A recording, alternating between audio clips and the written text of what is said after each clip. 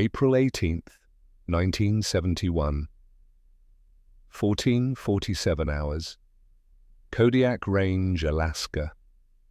The cold was absolute. Not the kind of cold that made you shiver. The kind that made you stop feeling. At -15 degrees Fahrenheit, exposed skin froze in 90 seconds. Breath crystallized before leaving your lungs. Metal became so brittle it could shatter like glass. Staff Sergeant Thaddeus Brennan had stopped feeling his fingers 2 hours ago. He lay motionless in a snowbank, buried beneath 3 feet of powder he'd shaped around his body at 0200 that morning. White canvas covered his rifle. Ice crusted the edges of his face mask.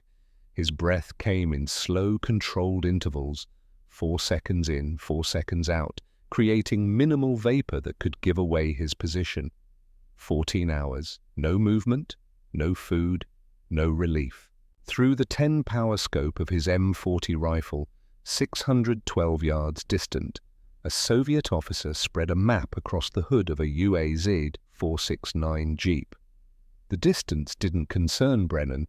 He'd made shots at 700 yards in worse conditions. The map concerned him. Even at this range, through the high-quality, inertal scope, he could read the markings, American positions, radar installations, troop concentrations. The coordinates for Fort Richardson stood out, circled in red ink. 342 American personnel stationed at Fort Richardson. 342 men who had no idea their positions had been compromised. The radio earpiece crackled softly. Shadow 6, this is command. Maintain observation posture. Do not engage. Repeat, do not engage. Diplomatic protocols are in effect. Acknowledge. Brennan's finger rested alongside the trigger guard. Never on the trigger, not until the moment of decision. Command, this is Shadow 6. His voice barely above a whisper. Officer has detailed American positions, including Fort Richardson. Request immediate authorization to engage. 17 seconds of silence. Brennan counted each one. Shadow 6, negative on engagement. International incident protocols apply. Reaction force is en route. ETA 4 hours.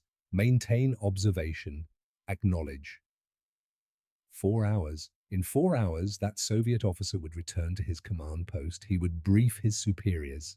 They would plan the assault for tomorrow's dawn. American soldiers would wake up, drink their coffee, perform their routines, completely unaware that enemy artillery had their exact coordinates. 27 American soldiers had died last month because Brennan had followed similar orders.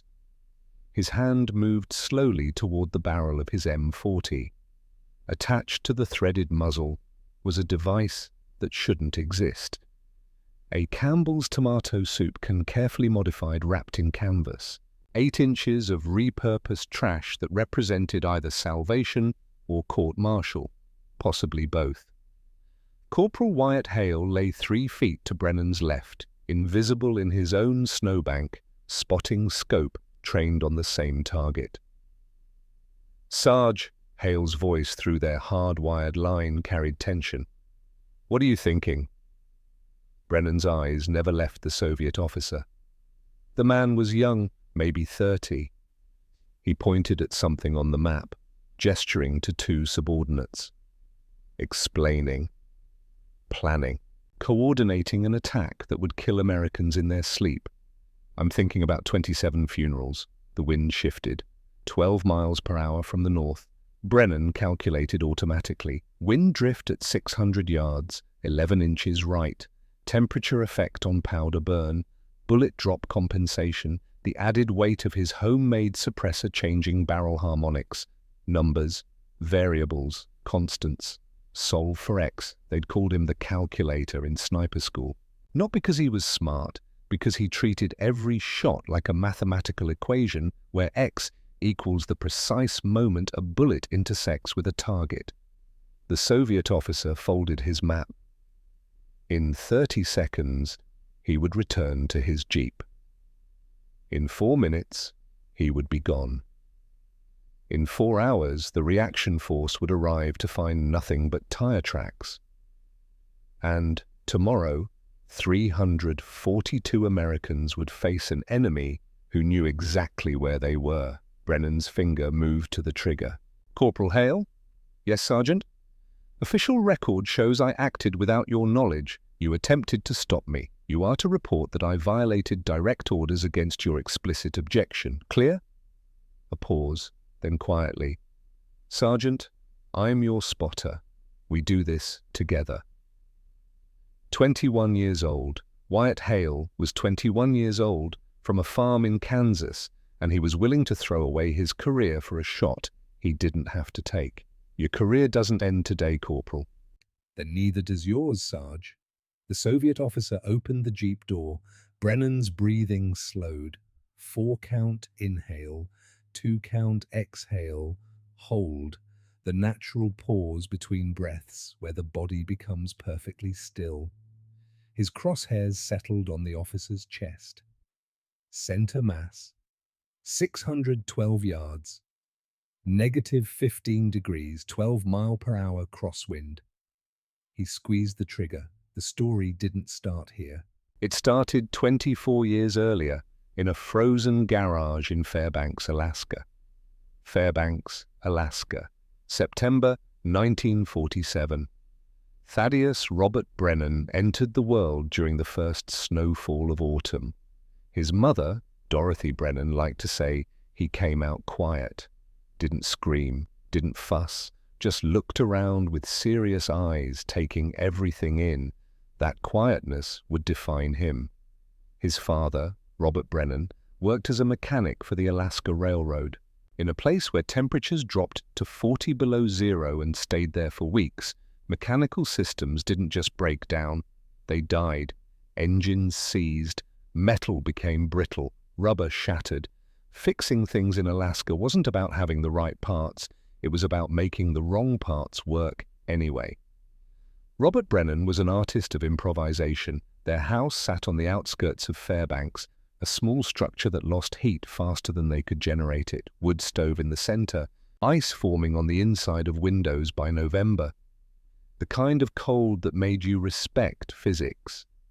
Young Thad learned early that comfort was temporary and survival was continuous. At age 6, his father took him hunting for the first time. November morning, -28 degrees. Sun wouldn't rise for another 3 hours, and when it did, it would barely clear the horizon before setting again. They tracked caribou through snow that came up to Thad's waist. His father moved silently, teaching by example, where to step, how to shift weight, the importance of patience. They found a bull caribou at dawn. 200 yards distant, Robert Brennan handed his son the .30-30 rifle. "You know how to breathe?" Thad nodded. "You know the wind?" Thad licked his chapped lips, feeling the breeze. "Left to right, maybe 5 miles per hour." "Good, now stop thinking about the cold. Stop thinking about your fingers. Think about that front sight and that caribou shoulder." Thad settled the rifle. The metal burned through his gloves. He found the front sight, found the caribou, controlled his breathing. The rifle kicked. The caribou dropped. One shot, clean kill, meat for the winter. His father's hand rested on his shoulder. "You've got steady hands, son. Gift like that, you don't waste it. Steady hands." In Alaska, where everyone shook from cold, Thad's hands remained rock solid. By age 8, Thad could hit running foxes at 300 yards. By age 10, he could estimate range by eye within 25 yards. By age 12, he'd developed a reputation. The Brennan boy who could shoot a silver dollar out of the air. It started as a party trick at a 4th of July celebration. Someone tossed a coin. Thad, showing off, shouldered his .22 and fired. The coin dropped with a hole through the center. People thought it was luck. He did it 6 more times. 7 coins, 7 holes, not luck. Trajectory calculation, lead time.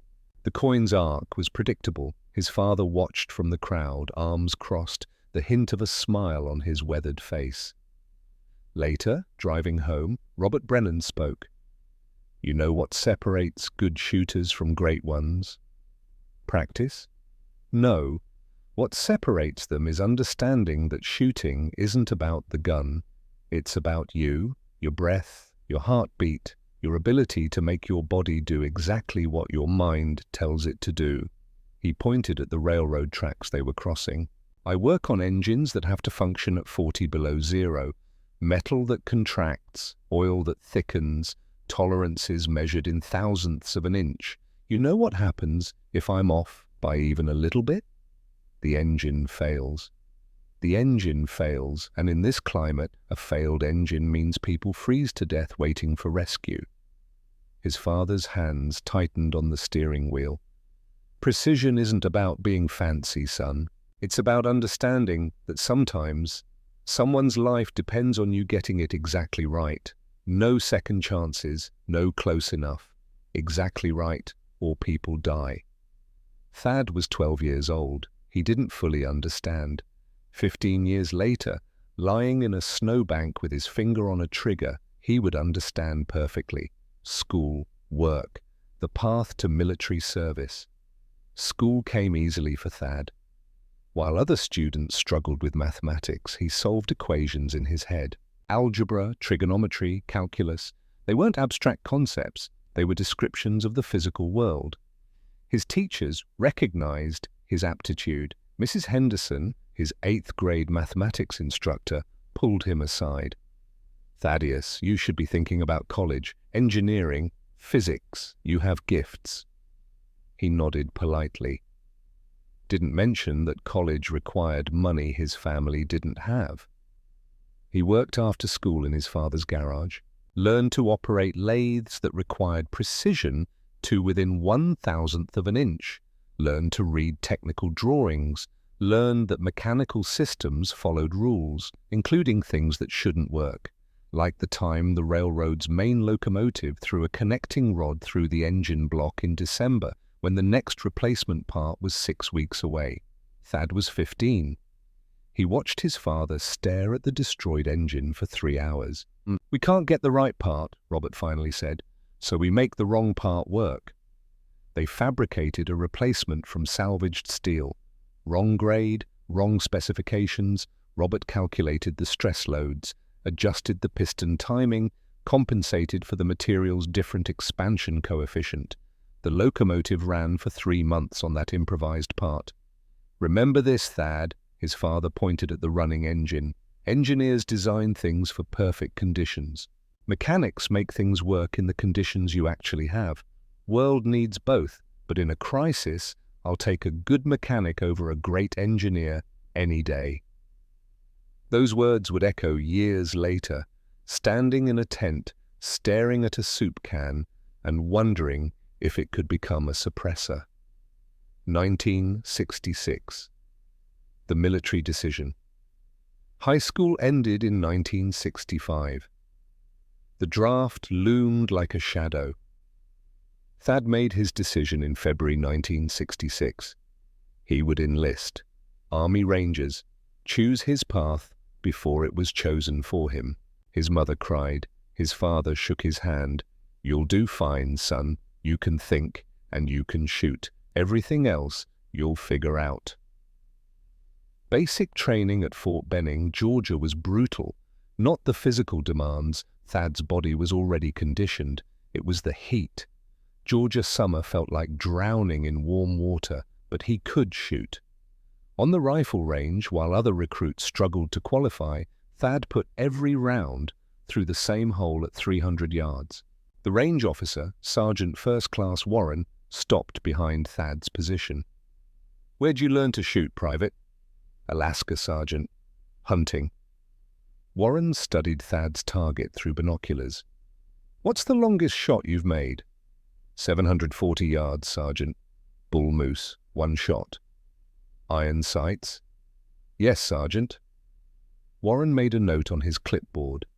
"Report to Captain Webb after training today."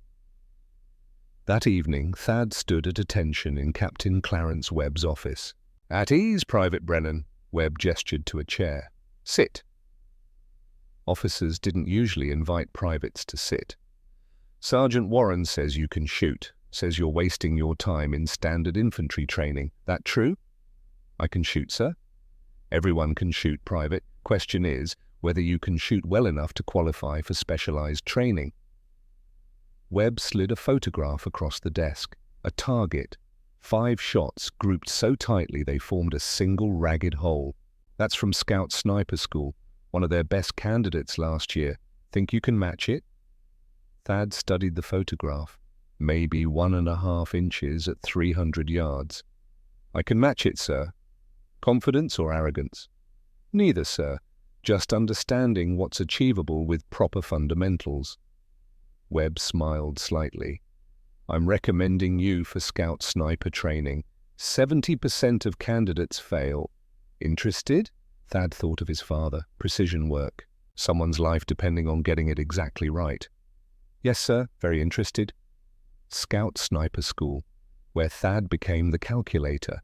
The instructors taught shooting as science, ballistics, meteorology, range estimation, everything Thad had learned intuitively in Alaska, now presented as formal instruction. He absorbed it all, asked questions, calculated trajectories in his notebook during breaks. The other candidates noticed. Brennan, you figure out the wind call for that 900-yard shot yet? Wind's variable, 2 to 4 miles per hour, shifting. You'd need to compensate by reading Mirage and adjusting in real time. Can't calculate it in advance. Jesus, walking calculator. The nickname stuck. Thad didn't mind. Accuracy mattered more than popularity. Staff Sergeant Holland, the senior instructor, pulled Thad aside during the 8th week. You're going to graduate top of your class, Brennan. I'm doing my best, Sergeant. You know it because you've already calculated it. You know exactly where you stand relative to every other candidate. Thad hesitated. Then, yes, Sergeant. Based on current scores, I'll graduate first unless I make significant errors in the final exercises. Holland nodded slowly. Let me tell you something about being a sniper. The shooting, that's the easy part. But the hard part, making the decision to pull that trigger. Knowing that when you do, someone dies right now because of you. He pointed at Thad's notebook, filled with calculations. All those numbers, they stop mattering the moment you see a face. Realize that target is a 19-year-old kid who's scared and cold and wants to go home, just like you. Holland's voice softened. You've got the skills. Question is, do you have the stomach for what those skills will require? Thad met his instructor's eyes. I don't know, Sergeant. I hope I never have to find out, but if I do, I hope I'm strong enough to do what's necessary. Good answer. Honest answer. Holland clapped him on the shoulder. Graduate first, Brennan. Prove me right. Thad graduated first. November 1967. He was assigned to Fort Richardson, Alaska, home, or close to it, Alaska, 1968 to 1970, learning the weight. Soviet military presence along the Siberian coast had intensified. Reconnaissance flights, naval vessels testing territorial waters. Intelligence reports suggested more than defensive posturing. American response included specialized units, scout snipers, long-range reconnaissance, teams that could operate independently in Arctic conditions. Thad's Alaskan background made him invaluable. Where other soldiers struggled, he thrived. Negative 30 degrees, spring weather. 12 hours of darkness, normal. Navigation in whiteout conditions, childhood skill. Captain Webb, the same officer who'd recommended him for sniper school, recognized the advantage. Brennan, you understand this environment better than anyone. You'll train our other sniper teams on Arctic survival and operations. Over 2 years, Thad became the unit's Arctic warfare expert. He taught soldiers how to build shelters in snow, how to prevent frostbite, how to maintain weapons at 40 below, how to move silently across ice. He also learned something about himself. He could pull the trigger. 3 times in 1969, Thad engaged Soviet reconnaissance teams that had crossed into American territory. Long-range shots, clean kills, no hesitation. Staff Sergeant Holland had wondered if Thad had the stomach for it. The answer was yes, but the weight was real. Thad wrote in his notebook after the 3rd engagement, Target 3, Range 680 yards. Wind 8 miles per hour variable. Temperature -22 degrees Fahrenheit. Confirmed kill. Subject appeared NCO coordinating team movements. 3-man team withdrew after engagement. Then underneath, he was approximately 30 years old. Wedding ring on left hand. Photographs in his pocket found during site inspection. Wife. 2 children, ages maybe 4 and 6. He was fighting for his country, like me. But Thad didn't let it stop him. January 1971. The frustration builds. New orders came. Soviet military activity had increased dramatically. Intelligence suggested a possible territorial push into Alaska. American response was measured. Quiet deployment of assets. No public announcements. 12 sniper teams dispersed along likely approach routes. Orders: observe and report. Engagement only if directly threatened or specifically authorized. Thad's team was assigned to monitor the Kodiak Range sector. His spotter was Corporal Wyatt Hale, 20 years old, farm boy from Kansas, good fundamentals, respectful, willing to learn. The frustration began immediately. First week of February, Thad spotted a 3-man Soviet reconnaissance team mapping American radar installations. Requested authorization to engage. Negative, Shadow 6. Diplomatic considerations, maintain observation only. The reconnaissance team completed their survey and withdrew. Second week of February, Soviet artillery spotter marking coordinates for American positions requested authorization. Negative, Shadow 6. Rules of engagement prohibit offensive action. The spotter completed his mission. Third week of March, Soviet communications team testing frequencies, identifying American radio patterns. Third request. Negative, Shadow 6. Political situation is delicate. 4 days later, a Soviet team used that intelligence to ambush an American patrol. 27 soldiers killed. Thad attended the memorial service. 27 flag-draped coffins. He'd known it was coming. He'd reported it. He'd requested authorization. Denied. Diplomatic considerations.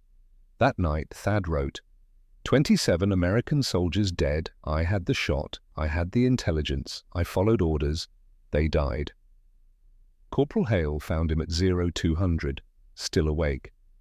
Sarge, you can't blame yourself. You followed protocol. Protocol got 27 men killed, Corporal. You didn't make the rules. No, but I followed them. Same result. Hale sat down. So what do? Disobey orders next time? Get court-martialed? Thad didn't answer immediately. I don't know, but following orders that get Americans killed isn't the same as doing the right thing. Somewhere there's a line. I just haven't figured out where it is yet. He would figure it out 3 weeks later, but first he needed to solve a different problem. The problem was sound. Every time a sniper fired, the distinctive crack gave away their position. Even suppressed weapons produced enough noise to triangulate the shot's origin. Standard-issue suppressors helped, but they had limitations, expensive, always in short supply, and they performed poorly in Arctic conditions. Moisture condensed inside the baffles, froze, reduced effectiveness. Thad had experienced this personally. His issued suppressor had frozen solid during a January operation. He requested a replacement. Supply says none available, Sergeant. Rationing them for priority operations. Priority operations, while Thad watched Soviet forces prepare to kill Americans. On the night of April the 15th, 1971, Thad made a decision. If command wouldn't provide adequate equipment, he would make it himself. He sat in his tent and laid out materials on his cot. 1 Campbell's tomato soup can, empty, cleaned, the perfect diameter, steel wool from weapons cleaning kits, rubber gaskets salvaged from generator maintenance, canvas material cut from spare tent sections. Corporal Hale entered, saw the materials. Sarge, what are you building? Insurance, Corporal. Against what? Thad picked up the soup can. against following orders that get people killed. He began to work. His father's training guided his hands. Precision, patience. The soup can's dimensions were nearly perfect. Civilian manufacturing tolerances were actually tighter than military spec. Food cans had to seal perfectly. Thad measured the M40's barrel diameter, calculated the gap, 0.005 inches, close enough to thread properly with minimal modification. He used his trench knife to carefully score threading on the can's interior. Slow work. Match it to the rifle's existing threads. The steel wool went inside in carefully arranged layers, structured, creating chambers that would slow and cool the expanding gases, rubber gaskets between the layers, compression elements. They would absorb vibration, the canvas wrap around the exterior, insulation against cold, visual signature reduction. 3 hours of work. Careful, methodical, precise. When he finished, Thad held the completed suppressor up. It looked crude, homemade, but the physics were sound. Hale watched the entire process. You realize that's unauthorized modification of military equipment, right? Court-martial offense. I'm aware, Corporal. You planning to test it? Thad threaded the suppressor onto his M40 barrel. Perfect fit. Tomorrow morning, before deployment, away from base, just you and me. And if it doesn't work, then I dispose of it and forget this happened. And if it does work, Thad looked at his spotter. Then maybe next time I see Americans about to die, I can actually do something about it. April 16th, 05:30 hours, 4 miles from Fort Richardson. Thad set up his rifle on a natural rest, aimed at a target 600 yards downrange, a piece of plywood with a black circle painted in the center. Hale lay beside him with the spotting scope. Ready when you are, Sarge. Thad chambered around. Standard 7.62 NATO. Breath control, sight alignment, trigger press. The rifle fired. The sound was wrong, not the familiar crack. A muffled thump, followed by a hissing sound as gases escaped through the steel wool baffles. Hit! Center mass! Hale's voice carried wonder. I barely heard that. Thad fired again. Same result. 5 more rounds. 7 total. Each time, the suppressor performed. No degradation. The sound remained suppressed, barely audible beyond 100 yards. More importantly, the sound didn't echo. In open terrain, anyone hearing it would have difficulty determining direction. Thad examined the suppressor. Canvas warm but intact. Internal components showed no damage. The soup can's structural integrity held. It works, Sarge. It works. What now? Thad wrapped the suppressor in cloth, placed it in his pack. Now we go on patrol, and if we encounter a situation where following orders means Americans die, I make a different choice. Court-martial different. Yes, I'm with you, Sarge. I can't ask you to risk your career. Hale stood, brushing snow off his uniform. You didn't ask, I'm volunteering. 24 hours later, they would be in that snowbank, making the decision that would change everything. April 17th, 0400 hours. Mission briefing. Captain Webb spread maps across the table. Shadow 6, your assignment is observation of the Kodiak Range sector. Intelligence indicates increased Soviet activity. Identify and report any reconnaissance operations or preparations for offensive action. Rules of engagement, sir?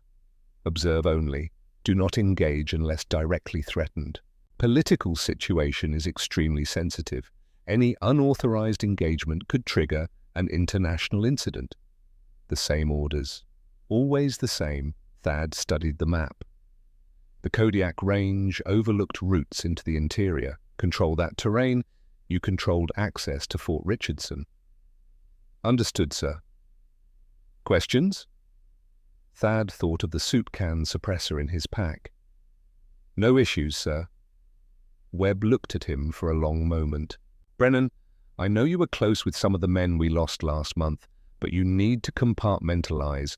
Follow your orders. Trust the chain of command. Yes, sir. Dismissed. The 14-hour trek to the observation position was brutal. 7 miles through snow, -10 degrees, each man carrying 93 pounds of equipment. By 1800 hours, they reached the designated position, a small rise overlooking the valley, perfect fields of fire, clear sight lines. Natural protection, they spent 3 hours building their hide, snow blocks arranged in a horseshoe, roof of branches, and more snow, interior hollow just large enough for 2 men prone. Firing port facing downrange, camouflaged with natural vegetation. By 2100 hours they were in position, invisible, waiting. Hail broke out rations, freeze-dried meals. They ate them cold. How long you think we'll be here, Sarge? Until something happens, or extraction is called. Could be hours, could be days. And if we see the same situation as last month? Thad looked through his scope, scanning the valley. Then we make a command decision, Corporal. They settled into the routine. 4-hour watches, discipline and patience. The cold settled in. 15 degrees below zero, wind from the north, the kind that found every gap in your clothing. Dawn came slowly. Grey light spreading across the landscape. 0820 hours, movement. 42 individuals, military spacing, armed, carrying heavy weapons. Hail, we have contact. Confirmed. Count 42. That's not a patrol, that's a combat unit. Thad tracked them. RPGs, mortar tubes, ammunition crates. Command, this is Shadow 6. Multiple enemy personnel moving south. Count 42. Armed with crew-served weapons. Appears preparing for offensive operations. Shadow 6, maintain observation. Track their movement. Do not engage. The Soviet unit disappeared into the tree line, heading toward Fort Richardson. 10-15 hours, engine sounds. A UAZ-469 Jeep appeared. 3 figures emerged, 2 enlisted personnel, 1 officer. The officer wore Soviet Army Major insignia. He spread a map across the Jeep's hood. Through his scope, at 612 yards, Thad could read that map. American positions, Fort Richardson's coordinates, circled in red. 342 personnel. He reported it. Response, maintain observation, do not engage. 4 hours until reaction force arrival. Thad's hand moved to his pack. Retrieved the soup can suppressor. Hale watched him thread it onto his rifle. No going back from this, Sarge. No. I'm your spotter. We do this together. Thad settled into position. Breath control, the familiar routine. The Soviet officer pointed at the map, explaining, planning. 27 coffins. Not again. Thad's finger found the trigger, and in that frozen moment he made his choice. The rifle didn't crack. It thumped, a muffled sound like a fist punching a heavy pillow, followed by a hiss as compressed gases escaped through the steel wool baffles. The canvas wrap absorbed the muzzle flash completely. Through his scope, Brennan watched the Soviet officer stumble backward. His hand went to his chest. Confusion crossed his face in the fraction of a second before he fell. The 2 subordinates spun around, weapons rising, scanning the tree line, looking in the wrong direction. Sound in Arctic conditions played tricks. Echoes bounced off ice. Wind distorted acoustics. The subordinates heard something, but had no idea where it originated. One pointed northeast, the other southwest. Neither looked directly at Brennan's position. The soup can suppressor had performed beyond expectation. Corporal Hale's voice came through their hard-wired connection, barely controlled. Jesus, Sarge, they can't hear us. The first subordinate raised a radio to his mouth, calling for help, reporting contact. Brennan's crosshairs found him. Squeeze. The subordinate dropped. The radio fell. The third man ran, not toward cover, toward the Jeep, panic decision. Brennan tracked him, led the target, adjusted for movement, fired. 3 Soviet soldiers lay in the snow. 3 confirmed kills in 19 seconds, no incoming fire, no movement toward his position. The distinctive crack of a rifle shot would have given him away instantly. Instead, there was only wind and silence. Brennan remained motionless, scanning for reaction. Nothing. His radio crackled. Shadow 6 Command, report status. Did you engage? Brennan keyed the microphone. Command, Shadow 6. 3 enemy KIA. Soviet officer with classified American intelligence eliminated. Position not compromised. Repeat, position secure. Static, then. Shadow 6, confirm. You engaged hostile targets and your position remains undetected? Confirmed, Command. Modified suppressor eliminated acoustic signature. Enemy unable to locate firing position. A longer pause.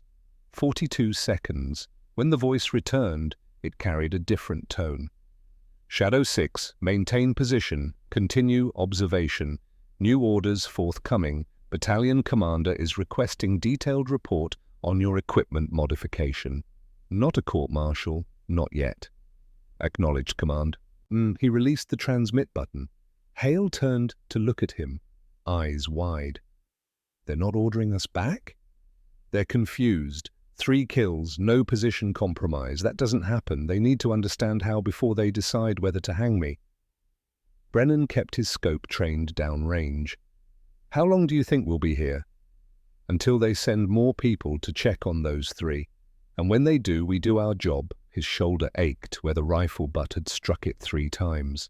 The Supcan suppressor added weight, changed the recoil dynamics. Each shot punched harder than standard configuration. Small price for tactical advantage, but 3 faces now lived in his scope's memory. The Soviet major, maybe 35 years old, wedding ring visible even at 600 yards. The 2 subordinates, young. Following orders, all dead now because Thaddeus Brennan had decided that American lives mattered more, not a moral judgment, a tactical one. He was an American soldier, but the faces remained. You okay, Sarge? Functional, Corporal. That's not what I asked. It's the only answer I've got right now.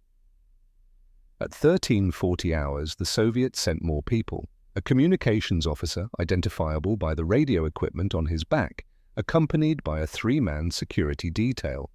They approached the jeep cautiously, weapons ready, professional spacing. The communications officer knelt by the Soviet major, checking for pulse. Found none. He stood, scanning the terrain. His hand went to his radio. 680 yards. Wind increased to 14 miles per hour. Brennan adjusted his scope. The communications officer raised his radio to speak. Brennan fired. The officer dropped. The 3 security personnel immediately went prone, weapons oriented outward.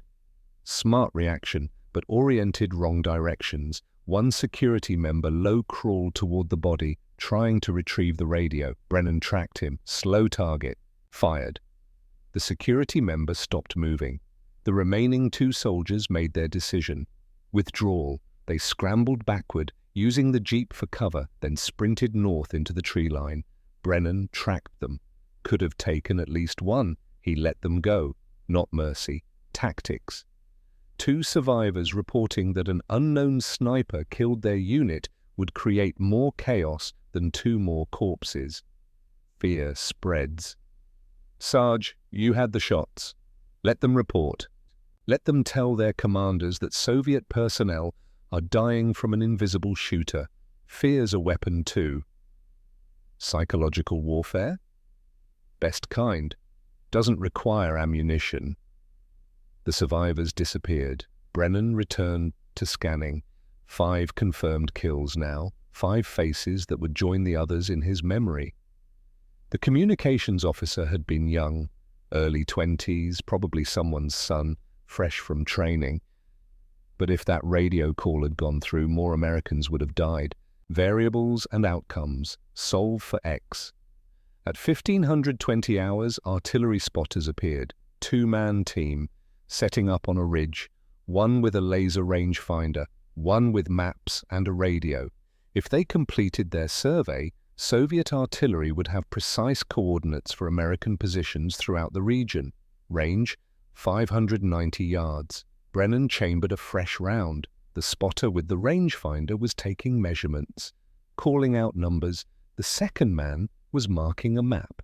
Brennan aimed for the rangefinder operator, the technical specialist. Harder to replace. Fire. The operator fell. The second man grabbed the radio, spoke urgently, calling for help. Brennan chambered another round. Fire. The second spotter dropped across his map. 7 confirmed kills, 6 hours into the operation.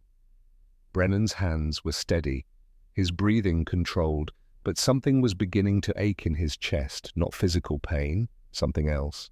The accumulation of what he was doing. The Soviet major, wedding ring, the communications officer, young, the artillery spotters, professionals, doing their jobs, all dead because he'd decided American lives mattered more. The equation was cold, clear, but the faces were warm ones. Sarge, Hale's voice was quiet. You're doing what needs to be done. I know. Then why do you look like that? Like what? Like something's breaking inside you. Brennan lowered his rifle slightly. Because something is, Corporal, but it doesn't matter. The mission matters. The 342 Americans who don't know they're in danger, they matter. What it costs me is irrelevant. He returned to his scope. That's what this job is, carrying the weight so others don't have to. Night fell. Temperature dropped to -22 degrees, 4-hour watch rotations. One man on the scope, one resting. During Brennan's rest period, he couldn't sleep. He lay wrapped in his Arctic sleeping system, staring at the snow-covered roof inches above his face. 7 men dead. 7 Soviet soldiers who had woken up that morning expecting to live. Did they have families? Almost certainly. Wives, children, parents, people who would receive telegrams. Killed in service to the motherland, Brennan's father's words. Someone's life depends on you getting it exactly right. He'd gotten it exactly right. 7 shots, 7 kills. 342 American lives potentially saved. But 7 Soviet lives definitely ended. The mathematics should balance, should provide comfort. It didn't. Hale's voice interrupted his thoughts. Sarge, movement. Brennan was on the scope in 4 seconds. Through the night vision attachment, he saw figures moving through the valley. A recovery party, 10 personnel. They had flashlights, completely destroying their night adaptation. Brennan could kill half of them before they realized they were under fire. But something held his trigger finger. These weren't reconnaissance personnel, these were recovery teams looking for dead comrades. There was a difference, not a legal difference, not a tactical difference, but a human difference. Sarge, we engaging? Brennan watched them find the bodies. He could see their reactions even at this distance. Shock, horror. Negative. Let them recover their dead. Orders say engage targets of opportunity. These aren't opportunity targets, these are grave diggers. Let them work. Hale didn't question further. The Soviet recovery team worked quickly, loaded bodies into a truck. Within 30 minutes they were gone. Brennan lowered his rifle. You went soft, Sarge. Maybe, or maybe I'm picking battles that matter. Those men weren't threatening Americans, they were doing right by their dead. But Brennan knew the truth. He hadn't spared those Soviet soldiers out of mercy. He'd spared them because killing them would have required looking at 7 more faces. And he wasn't sure how many faces he could carry. Day 2, April 19th, dawn came grey and cold. Wind increased overnight, 18 miles per hour from the northwest. Temperature -18. Brennan calculated new wind compensation at 600 yards. With this crosswind, he'd need to adjust 4 MOA left, always calculating. Constants in an uncertain world. 0820 hours. A staff car appeared. Soviet GAZ-69. Official markings, a replacement commander, had to be. The GAZ-69 stopped where the Jeep had been the previous day. Someone had removed it overnight, along with the bodies. A Soviet lieutenant colonel emerged, senior rank, probably sent to assess the situation. He stood in the open, studying the terrain with binoculars, looking for the sniper who'd killed 7 Soviet soldiers, looking in the wrong places. Range, 710 yards. Longest shot Brennan would attempt today. At this distance, in this wind, the margin of error was measured in inches. But the target was standing still, taking his time. Mistake. Brennan made his calculations. Wind drift, 16 inches. Bullet drop, 42 inches. Aim point, center chest, compensate up and left. He controlled his breathing, waited for the wind to steady, watched for the pause between gusts. There, fire. The lieutenant colonel dropped the binoculars, staggered, fell. His driver rushed to help him, dragged him toward the GAZ-69. Brennan tracked the driver, could have taken the shot, didn't. The driver wasn't reconnaissance, was just trying to save his commander. Let him try. The driver got the lieutenant colonel into the vehicle and sped away. Brennan didn't know if the officer would survive. Center mass shot at 710 yards was never guaranteed lethal, but he wouldn't be directing reconnaissance operations. Mission accomplished. 8 confirmed kills, or 7 kills, and 1 critical wound. 1,045 hours. 2-man counter-sniper team setting up on a ridge, professional equipment. Years of training. They'd chosen excellent position with clear view of the valley. They were good. They understood ballistics and fieldcraft. But they were looking at the wrong valley. Brennan had anticipated counter-sniper deployment, had predicted they'd choose high ground overlooking yesterday's kill zone. He'd adjusted position during the night, moved 300 yards east. Different angle. The Soviet snipers never saw him. Range, 655 yards. The key to defeating counter-snipers wasn't out-shooting them, it was out-thinking them. Brennan took the spotter first, the man with the spotting scope.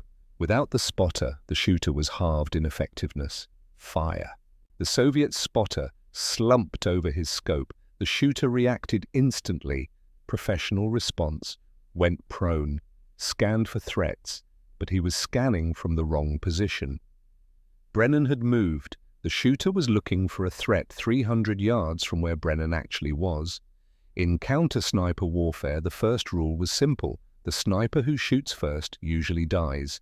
The second sniper, the one who waits and watches and calculates, that sniper lives. Brennan had waited. Now he fired. The Soviet counter-sniper team was eliminated. Hale watched through his spotting scope. They never had a chance, Sarge. They had training, equipment, the same chance we have every time we're in the field. They just happened to be up against someone better today. You ever think maybe you're too good at this? Brennan didn't answer immediately.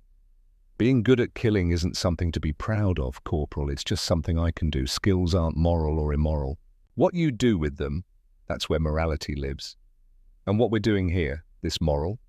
We're preventing an attack on 342 Americans. If that's not moral, I don't know what is.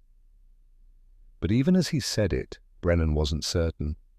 10 confirmed kills now, 10 faces, 10 Soviet soldiers who would never go home, 1340 hours, a supply convoy, 3 trucks carrying ammunition and equipment, led by a UAZ-469 with a convoy commander. Tempting target. Destroy the supplies, disrupt Soviet operations. But Brennan's orders were specific. Engage high-value targets. Personnel directing operations. The convoy commander wore logistics officer insignia.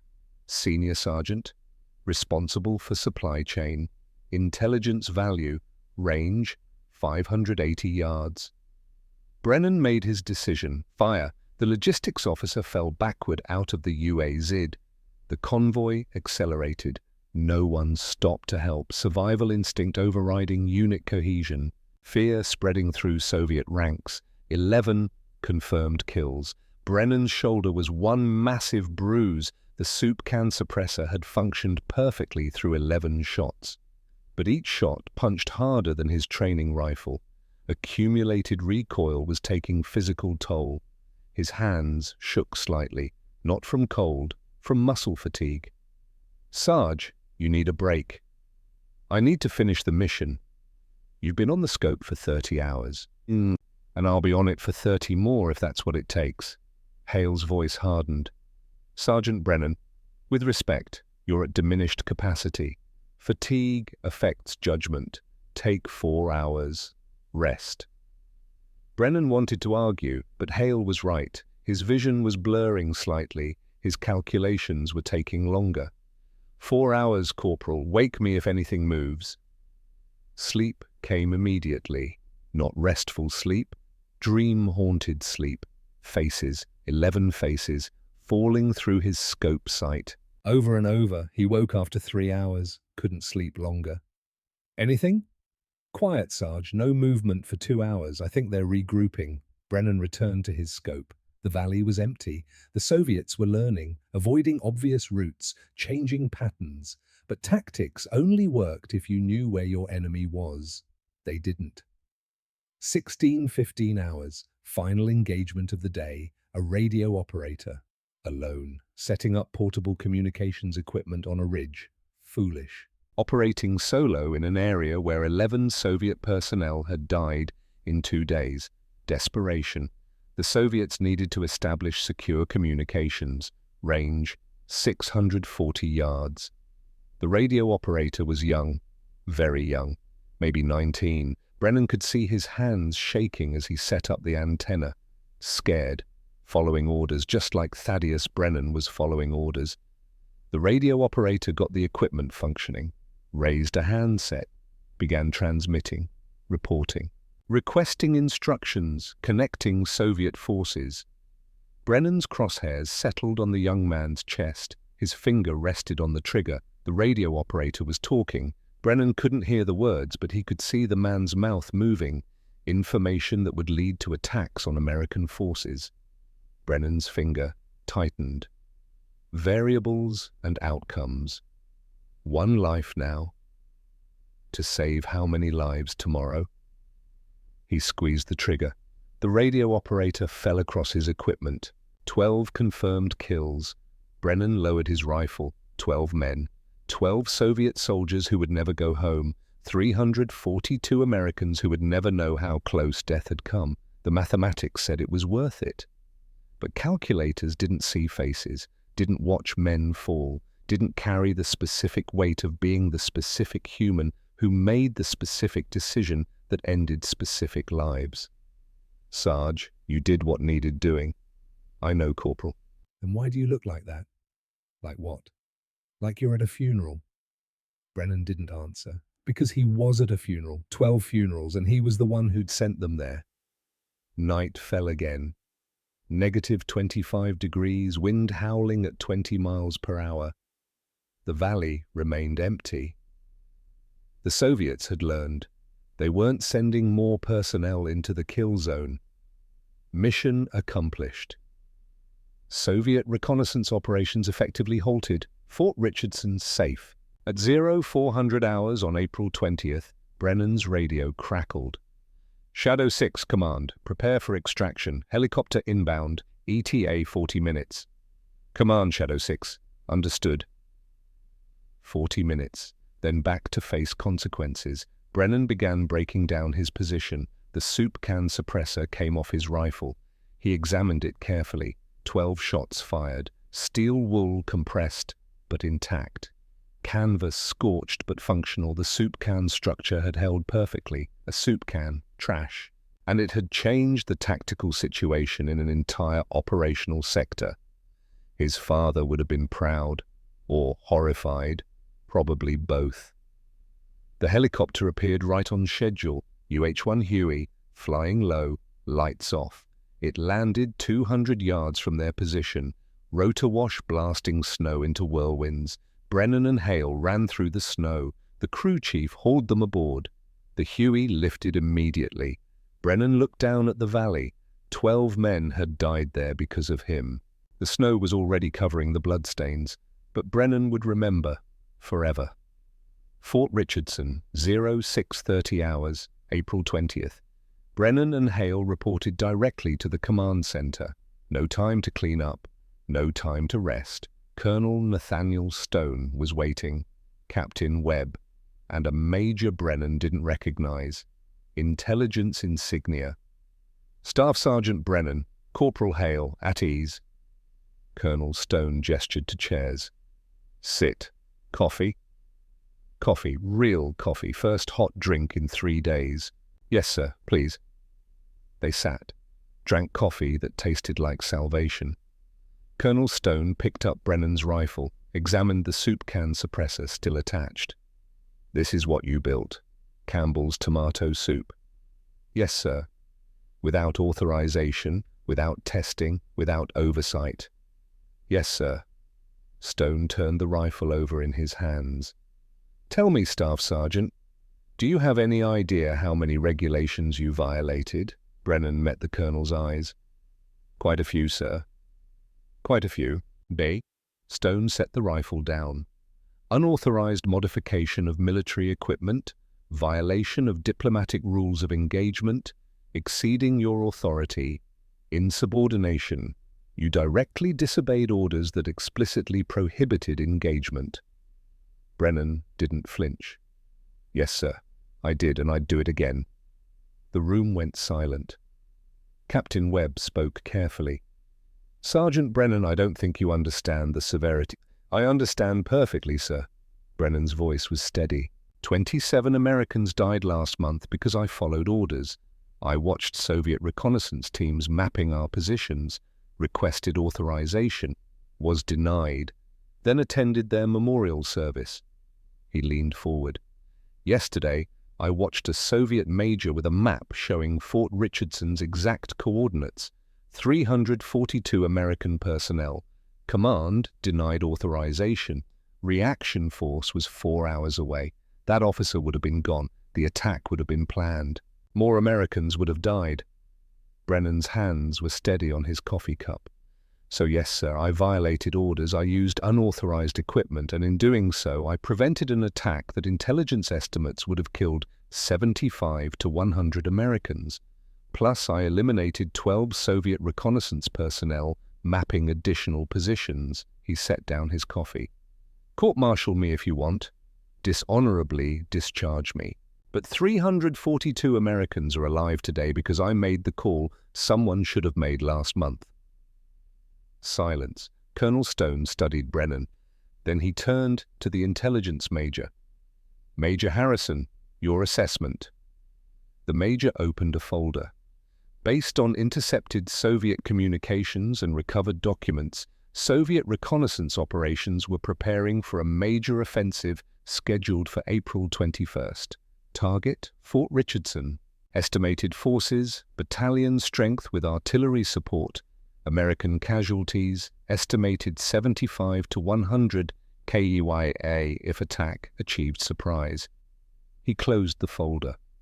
Staff Sergeant Brennan's actions effectively decapitated Soviet command structure in this sector. The planned offensive has been cancelled. Soviet forces have withdrawn. Intercepted communications indicate extreme confusion regarding the invisible American sniper. DSAT morale among Soviet reconnaissance units has degraded significantly. Major Harrison looked at Brennan. In short, Sergeant, your unauthorized actions achieved more in 36 hours than our entire intelligence apparatus achieved in 3 months. Colonel Stone picked up the soup can suppressor again. How many of these can you make, Sergeant? Brennan blinked. Sir? How many? In 48 hours. If I provide materials and workspace.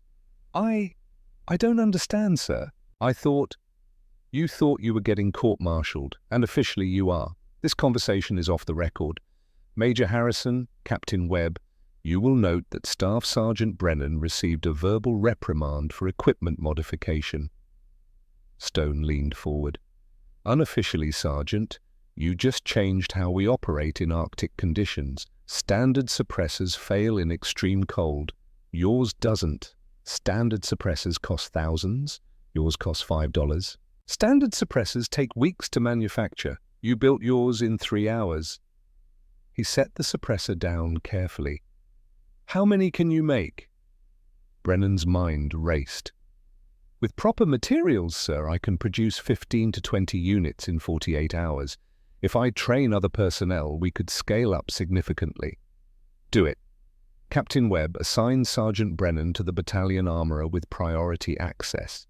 I want 20 functional units by 0800 on April 22nd, and training materials for all sniper teams.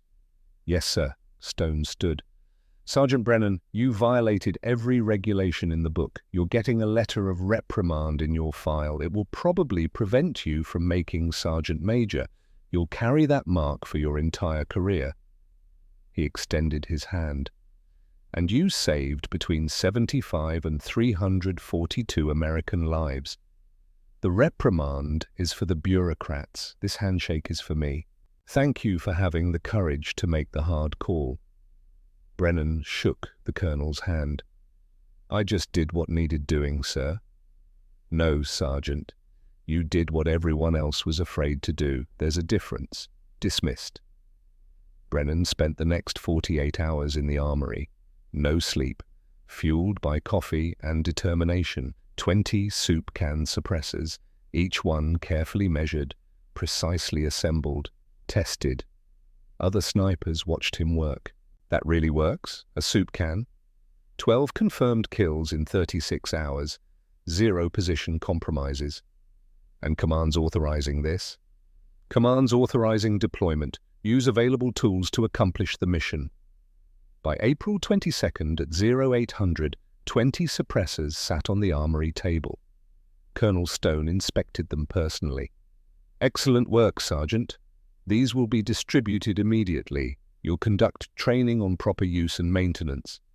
Yes, sir. One more thing. We're calling them Brennan cans officially. You built them. You proved their effectiveness. You get the credit. Sir, I don't care what you'd prefer. Sometimes heroes don't get to choose whether they're recognized. Within 72 hours, every sniper team in Alaska Command was equipped with a Brennan can. Within 2 weeks, 150 units were in active deployment. Results were immediate. Sniper teams that had previously averaged 1 to 2 engagements before extraction were now reporting extended operations with 15 to 20 confirmed kills. Soviet forces, unable to locate American snipers, began avoiding entire regions. Intercepted communications showed the psychological impact. Soviet personnel referred to American snipers as silent death. Morale deteriorated. Reconnaissance operations became cautious to the point of ineffectiveness. One captured Soviet document, dated May 3, 1971. American sniper capabilities have increased dramatically. Previous acoustic location methods ineffective. Recommend all reconnaissance operations be suspended until countermeasures can be developed. Current casualty rate unsustainable. By May 15th, Soviet offensive operations in Alaska had effectively ceased. Brennan's soup can suppressor probably saved between 280 and 350 American lives. And it all started with trash. Thaddeus Brennan returned to regular operations. 12 confirmed kills stayed in his memory. 12 faces, the numbers said it was worth it. But numbers didn't carry weight. People did. And Brennan would carry those 12 faces for the rest of his life. September 1971. Pentagon, Washington, D.C.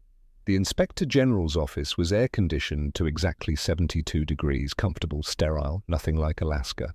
Thaddeus Brennan stood at attention in his dress uniform, staring at a point on the wall behind the 3 officers seated at the long table. His career was about to end. The officer in the center, a full colonel with Judge Advocate General insignia, reviewed documents with the careful attention of someone who already knew what decision had been made. Staff Sergeant Thaddeus Robert Brennan, Service Number 534-82-7719. You stand accused of violations under the Uniform Code of Military Justice, Article 92, failure to obey order or regulation, Article 108, destruction of military property, Article 134, conduct prejudicial to good order and discipline. The colonel looked up. How do you plead? Brennan's voice was steady. Guilty on all counts, sir. A pause. The officers exchanged glances. You're not contesting these charges? No, sir. I violated regulations. I destroyed military property through unauthorized modification. I disobeyed direct orders. The facts are not in dispute. The colonel leaned back. Staff Sergeant, these charges could result in reduction in rank, forfeiture of pay, confinement, or dishonorable discharge. You understand this? Yes, sir. Then why plead guilty without requesting defense counsel? Brennan met the colonel's eyes. Because I'm guilty, sir. I did what I'm accused of doing. What I'm not guilty of is being wrong. The room fell silent. The officer on the left, a major, spoke carefully. Staff Sergeant Brennan, this tribunal has reviewed your service record, multiple commendations, expert marksman qualifications, exemplary performance reviews. Prior to April 1971, 0 disciplinary actions. What changed? Brennan chose his words carefully. What changed, sir, is that I watched 27 American soldiers die in March because I followed orders that prevented me from engaging enemy reconnaissance teams. When I saw the exact same scenario developing in April, I made a different choice. A choice that violated direct orders. Yes, sir. A choice that could have created an international incident. Yes, sir. A choice that was not yours to make. Brennan's jaw tightened slightly. With respect, sir, it became my choice when I was the only one in position to make it. The reaction force was 4 hours away. The Soviet officer had detailed maps of American positions. 342 American personnel were at immediate risk. Someone had to decide. I was there, so I decided. The major tapped his pen. And if your decision had backfired, if the Soviets had escalated, then I would be standing here on more serious charges, sir, but they didn't escalate. They withdrew, because 12 of their reconnaissance personnel died without ever locating the shooter. The colonel in the center held up a document. Staff Sergeant, I have here a report from Colonel Nathaniel Stone. He states, SSG Brennan's unauthorized actions directly prevented an estimated 75 to 100 American casualties. His improvised equipment has been adopted throughout Alaska Command and has proven tactically decisive. While his violation of orders cannot be condoned, the results speak to exceptional judgment under pressure. He set down the document. I also have a report from intelligence estimating that your actions disrupted Soviet offensive operations for at least 3 months and saved between 280 and 350 American lives. Another document. And I have a request from Special Operations Command asking that your soup can suppressor design be classified and studied for potential broader application. The colonel steepled his fingers. So we have a problem, Staff Sergeant. You clearly violated regulations, but you also clearly achieved results that senior officers consider strategically significant. How do we square that circle? Brennan didn't answer. The third officer, silent until now, spoke. A lieutenant colonel with combat ribbons from 2 wars. Sergeant Brennan, let me ask you something. If you could go back to April 18th, knowing what you know now about the consequences, the tribunal, the charges, the mark on your record, would you make the same choice? Brennan didn't hesitate. Yes, sir. Every time. Why? Because 342 Americans went home to their families instead of being shipped home in coffins. That's worth my career. That's worth my freedom. That's worth whatever punishment this tribunal decides. He paused. I didn't join the army to follow regulations, sir. I joined to protect Americans. Sometimes those align, sometimes they don't. When they don't, I choose Americans. The lieutenant colonel nodded slowly.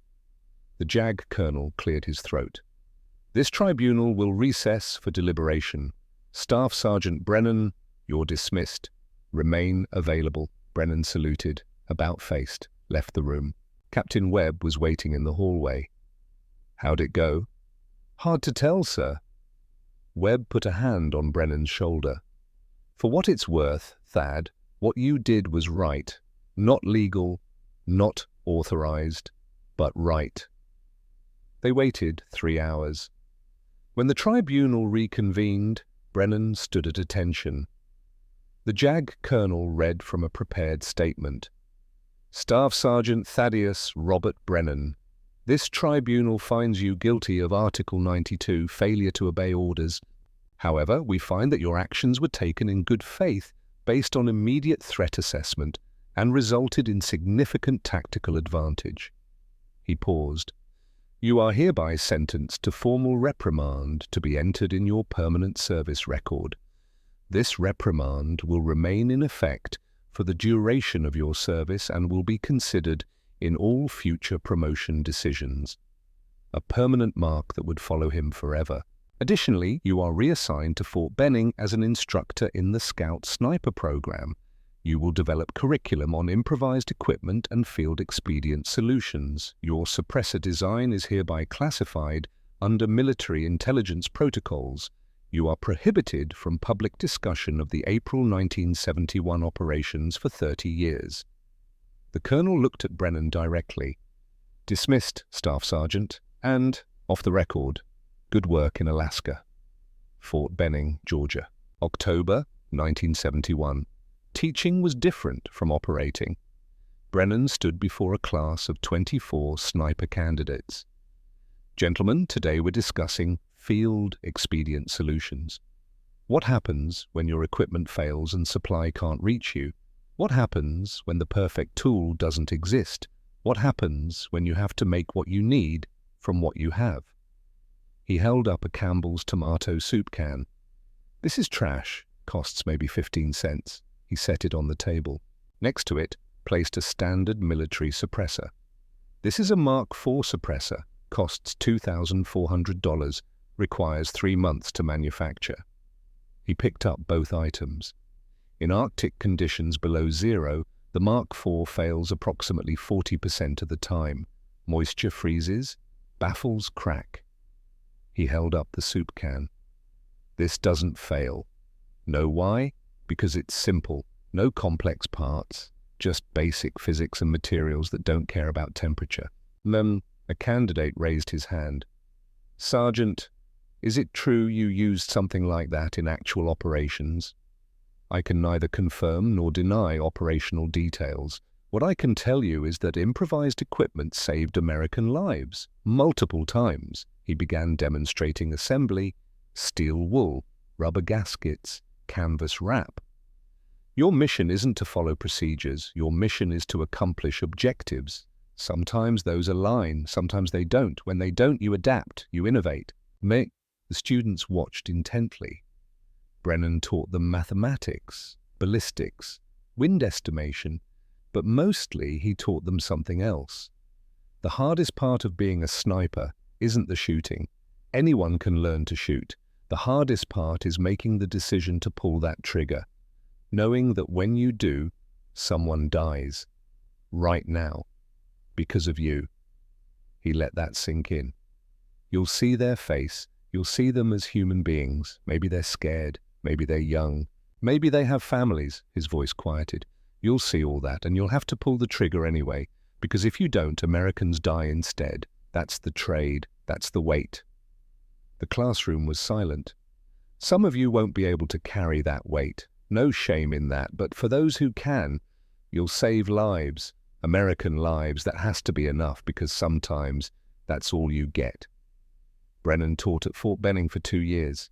During that time, the Brennan can spread beyond Alaska. Units in Northern Europe requested them, mountain divisions, cold weather operations worldwide.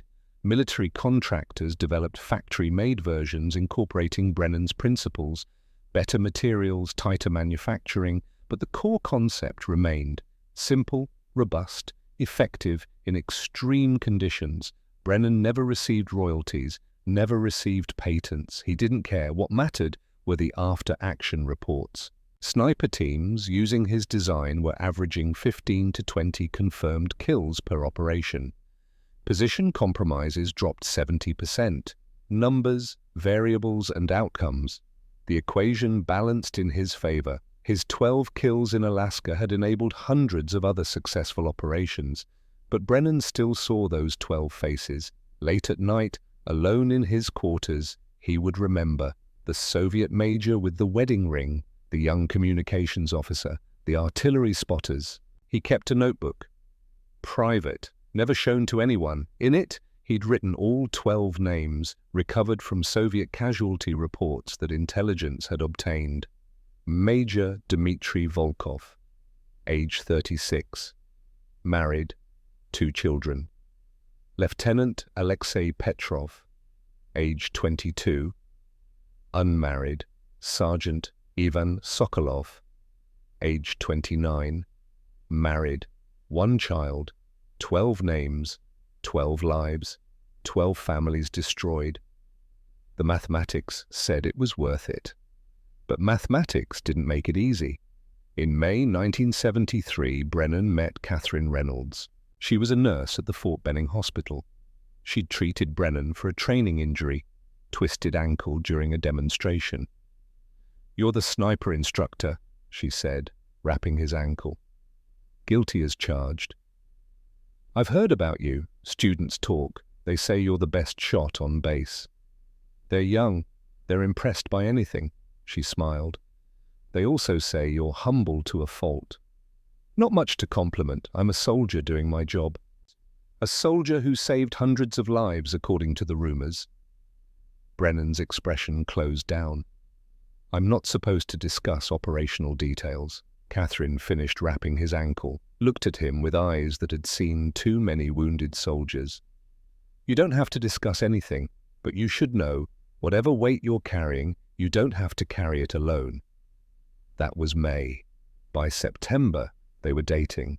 By December, Brennan knew he wanted to marry her. He proposed on February 14th, 1974, Valentine's Day, a small diamond ring on a staff sergeant's salary. "Catherine Reynolds, you make me believe I'm more than what I've done. Will you marry me?" She said yes. They married in April 1974. Small ceremony, Captain Webb attended, a handful of fellow instructors, Catherine's family, no one from Brennan's family. His father had died in 1972, heart attack. His mother followed 6 months later. Brennan stood at the altar in his dress uniform, looking at Catherine in her simple white dress, and thought, this is what I was protecting, this moment, this possibility. The weight didn't disappear, but it felt more bearable. They had 3 children: Robert, born 1975, named after Brennan's father; Dorothy, born 1977, named after Brennan's mother; Sarah, born 1980, named after Catherine's mother. Brennan was a careful father, patient, present. He taught his children mathematics, precision, how to fix things. He never taught them to shoot. Robert asked once, age 12, "Dad, you're a sniper instructor. Can you teach me?" "No." "Why not?" Brennan looked at his son. "Because shooting is a tool. Tools are neutral, but the purposes you use them for, those have weight. I don't want you carrying the weight I carry." "What weight?" "The kind that doesn't go away." Robert didn't ask again. 1986, 20 years of service completed. Master Gunnery Sergeant Thaddeus Brennan retired from the United States Army, not Sergeant Major. The letter of reprimand from 1971 had blocked his promotion. He didn't care. What he'd accomplished mattered. His retirement ceremony was small. Colonel Webb, now retired himself, attended. "Thad, I tried to get that reprimand removed, called in every favor. It's bullshit. You saved hundreds of lives." "I know, but I also violated direct orders. The reprimand was fair." "Fair doesn't mean right." "No, but it means I knew the consequences and accepted them. That's enough." Webb shook his hand. "You're a better man than me, Thad Brennan, and a better soldier. I'm just a mechanic's son from Alaska who learned to shoot straight." Civilian life. Brennan and Catherine moved to Colorado Springs, mountain views, clean air. He took a job as a machinist, same skills he'd learned from his father, operating lathes, precision work. Some co-workers knew he was a veteran. None knew what he'd done. He preferred it that way. But the nightmares continued. Catherine would wake to find him sitting up in bed, lips moving silently, counting. "Thad, talk to me." "I'm fine." "You're counting again?" He would never tell her exactly what, but she knew. One night in 1994, the nightmares were worse. Brennan woke gasping. Catherine held him. "You saved 342 people, Thad. You did the right thing." "I know." Then why can't you forgive yourself? Because forgiveness implies I regret it. I don't regret it. I'd do it again. That doesn't mean it doesn't cost. What does it cost? Brennan's voice was barely a whisper. Sleep, peace, the ability to forget faces I saw 30 years ago. That's the cost, and I pay it every night. Catherine didn't try to fix it. She just held him. June 1994, Georgia. A reunion of snipers. Brennan almost didn't attend, but Catherine convinced him. "You need to connect with people who understand what you carry." The reunion was held at a hotel outside Atlanta. 200 former snipers. Brennan sat at the bar when someone sat next to him. Wyatt Hale, 23 years older, hair grey, but the same eyes. "Sarge." "Hale, been a long time." 23 years. You look good." "You look like a civilian." Hale smiled. "School teacher now. History. Kansas City. Married. Divorced. Being married to someone who has nightmares doesn't work for everyone. You?" "Married. 20 years. 3 kids. She's patient." They drank in silence. "Sarge, I need to tell you something. I kept the notebook from April 71, our operation log. Drawings of the soup can suppressor. Records of all 12 engagements." Brennan stiffened. "That was classified." "It's been 23 years. Statute of limitations is 30 years. We're 7 years from declassification. There are historians here, documenting sniper operations." Hale. "Sarge, what you did mattered.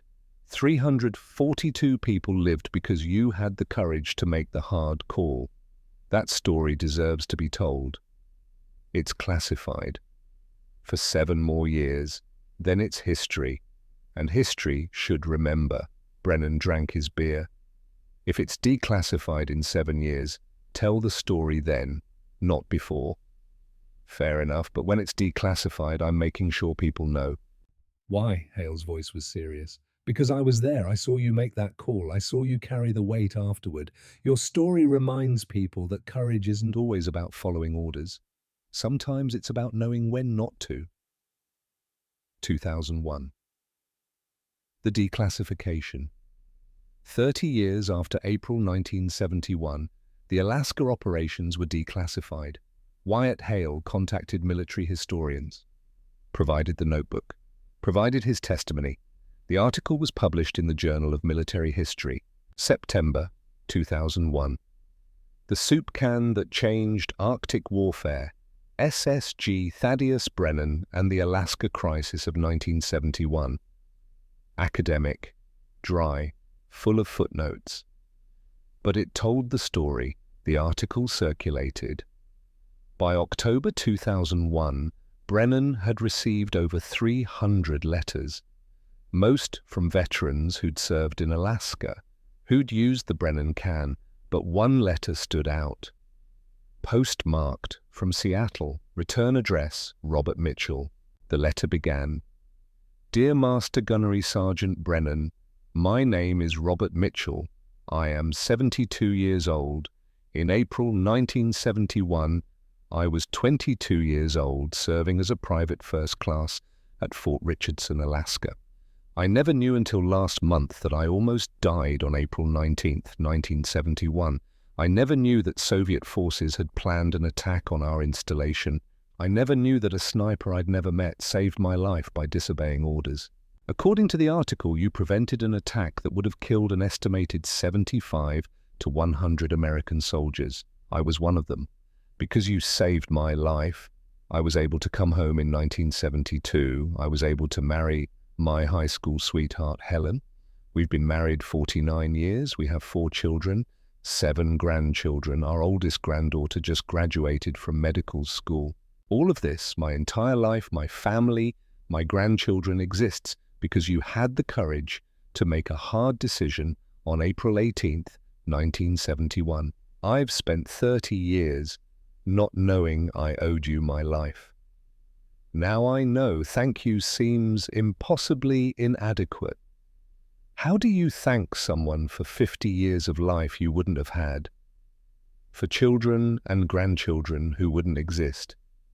But thank you is all I have. My grandson was born last year. His name is Thaddeus, after you. We'll tell him why when he's old enough to understand. Some debts can never be repaid. I owe you everything. With profound gratitude, Robert Mitchell. Brennan read the letter 3 times. Then he sat at his desk and picked up a pen. His response, handwritten. Mr. Mitchell, you say thank you isn't enough, but it's everything I needed to hear. For 30 years I've carried 12 names. Soviet soldiers who died so Americans could live. I've counted them in my sleep, seen their faces, wondered if the mathematics balanced. Your letter tells me it did. Your grandson, Thaddeus, tells me it did. The weight doesn't disappear, but knowing it bought 50 years of your life, 4 children, 7 grandchildren. That helps. Thank you for telling me. Thank you for naming your grandson after me. I don't deserve it, but I'm grateful for it. Respectfully, Thaddeus Brennan. He sealed the letter, mailed it, and that night, for the first time in 30 years, he slept without counting. 2003, United States Army Special Operations Museum, Fort Bragg, North Carolina. A new exhibit opened. Innovation Under Fire, Field Expedient Solutions in Modern Warfare. In a climate-controlled glass case sat a recreation of the Brennan can. Next to it, the original field notebook. A photograph hung on the wall. Brennan in 1971, 24 years old, holding an M40 rifle. The plaque beneath read, SSG Thaddeus Brennan, Alaska Crisis, 1971. In April 1971, SSG Brennan improvised a suppressor from a Campbell's soup can, steel wool, and rubber gaskets. His innovation enabled extended sniper operations in Arctic conditions. Operational impact, 12 confirmed enemy kills over 36 hours with 0 position compromise.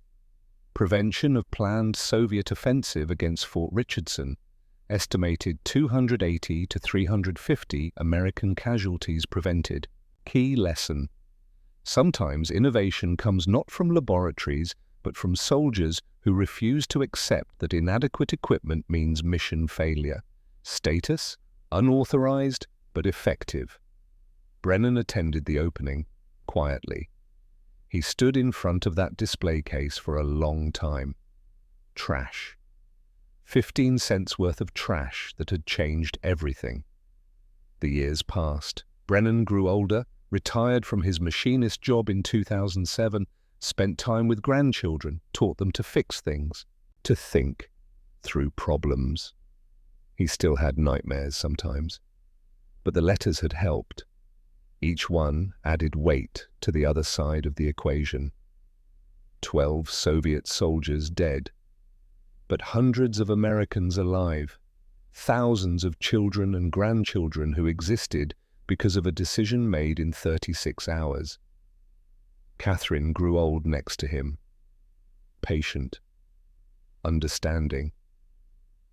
Thad, you did the right thing. I know. Then let it be enough.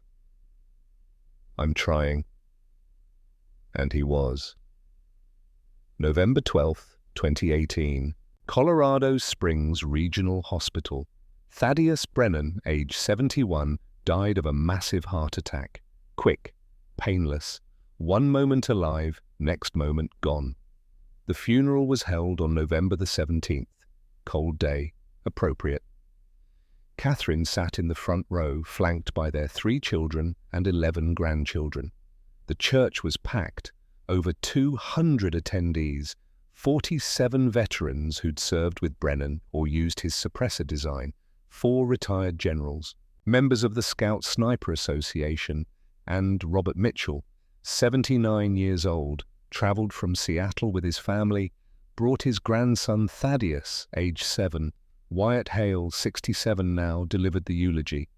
Thaddeus Brennan was my sergeant in 1971. I was 20 years old, scared, unsure.